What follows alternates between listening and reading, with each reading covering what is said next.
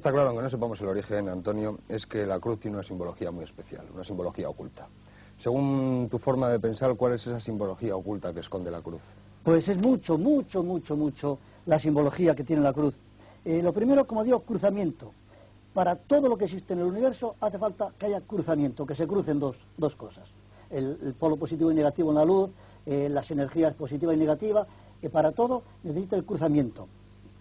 Y vemos que los 4 elementos de la vida, que son el agua, el fuego, el aire y la tierra, con estos cuatro elementos al cruzarse o mezclarse se produce la vida. Una semilla no puede crecer ni dar fruto si no existen estos 4 elementos. Y curioso que tenemos, por ejemplo, en la palabra INRI, que aparece en la cruz cristiana, la cruz latina, sí. La palabra INRI, aunque algunas escuelas filosóficas y esotéricas le dan el término de, un término, de ignis natura renovatur integra, pero hay otro simbolismo, que es que las letras en hebreo, INRI, simbolizan previamente, no simbolizan, significan, su nombre son agua, tierra, aire y fuego. Los 4 elementos. Entonces los 4 elementos se conjugan en la cruz por los 4 puntos cardinales que tiene. Si podemos ver el famoso cuadrado mágico, el Sator, ahí veremos, en este cuadrado mágico, que tiene, como vemos, 25 cuadros, es curioso que en el centro coinciden el tenet coincide horizontal y vertical, comienza con la T, que es la Tau, que es la cruz, y termina con la cruz. O sea que ahí vemos que se forma una cruz griega, exacta. Todo esto, en cuanto a su simbología, es muy amplia. Algo significativo son las catedrales, en especial las catedrales góticas y muchas románicas, que todas están trazadas en plano de cruz. Sí, están diseñadas en forma de cruz, claramente. Y orientadas todas con la cabecera al este. En la mayoría de ellas, el ábside de las catedrales es precisamente la cabecera de la cruz de los egipcios, de la cruz ansada. Y en cuanto a las catedrales, más que esto, están simbolizando también el seno materno, el seno de la madre. Por eso la cruz, las catedrales trazadas en cruz, incluso las entradas de las catedrales góticas, observaremos que es la entrada del seno materno, es el sexo femenino. Y entonces, claro, observemos que siempre se entra a la catedral desde donde se pone el sol, desde la oscuridad, entrando hacia el oriente, hacia la luz, que es, diríamos, entrar dentro de la propia cruz. Y como otro símbolo grande y hermoso es el hermafrodita. Hermes y Afrodita tuvieron un hijo que es hermafrodito, ¿no? Entonces aquí tenemos que la cruz, ya los egipcios tenían la cruz ansada, que vemos que el óvalo de arriba está simbolizando al sexo femenino y la cruz de abajo simboliza el pene y los testículos. Aquí tenemos que se conjugan los 2 órganos genitales, el masculino y el femenino, y estos 2 fueron antiguamente el símbolo de la vida, y este aquí que hoy, de alguna manera en las catedrales góticas, que es lo más hermoso del arte escultórico, tenemos que se plasma el andrógeno.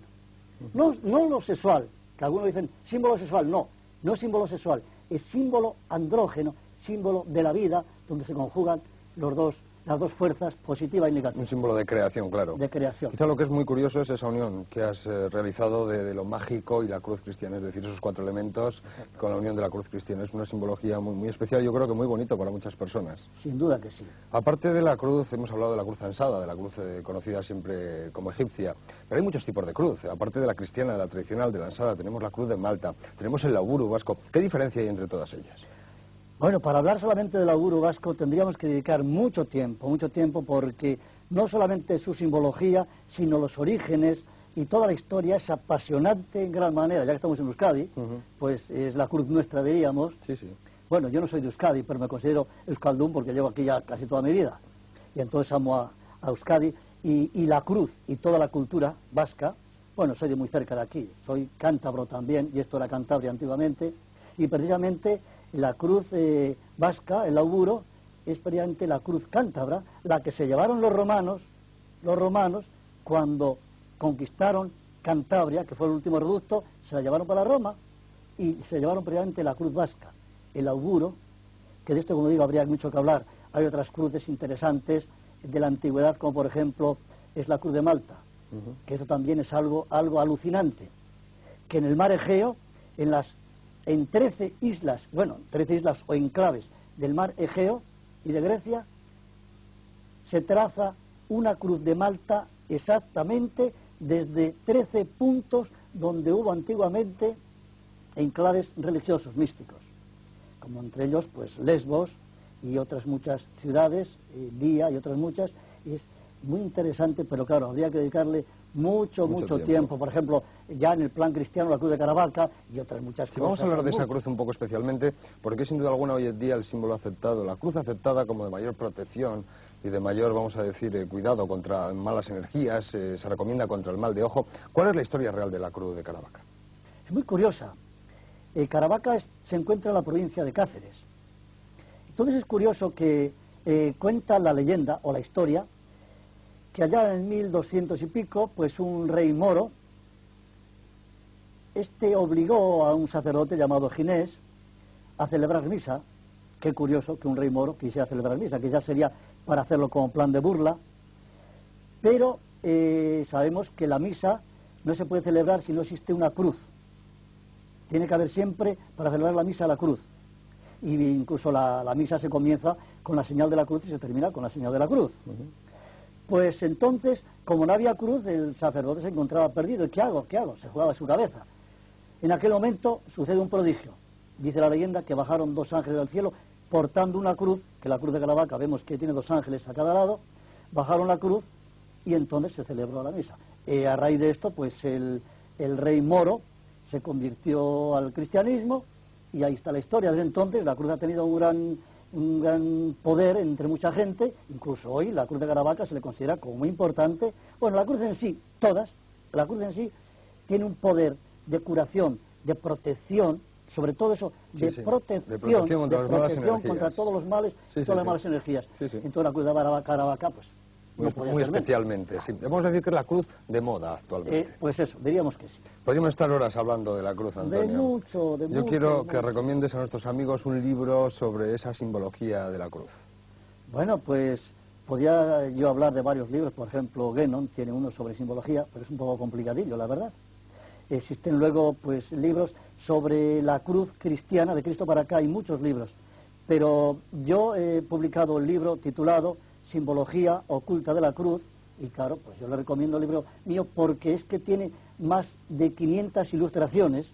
Esto es lo que le da valor, todas ilustraciones de libros muy antiguos, descubrimientos arqueológicos del siglo pasado, y donde se pueden ver pues la cruz en todos los países del planeta. Muy bien, Antonio, no te despedimos porque seguiremos hablando en nuestro coloquio de esa simbología o realidad de la cruz. Vamos a conocer ahora este libro. Nos lo presenta, como siempre, Maribel Guzmán. El símbolo de la cruz y sus representaciones en sus más diversas formas nos ha acompañado a la humanidad desde la más remota antigüedad. Este libro, que se titula Simbología oculta de la cruz y que está escrito por Antonio Carrera, investiga sus orígenes en todas las culturas y civilizaciones, descifrando sus significados que, por supuesto, van desde el más sencillo e inmediato hasta el más elevado y oculto. Tras un recorrido por todas las cruces, como la cruz ansada, la esvástica, la tau e incluso nuestro conocido lauburu, los últimos capítulos se centran en su significado esotérico, así como en la estrecha relación que tiene con el cristianismo. De los capítulos de este libro, todos ellos llenos de ilustraciones que acompañan los datos históricos y documentales, nos gustaría aconsejarles el referido a la Atlántida por su cuantioso legado simbólico. Gracias, Maribel.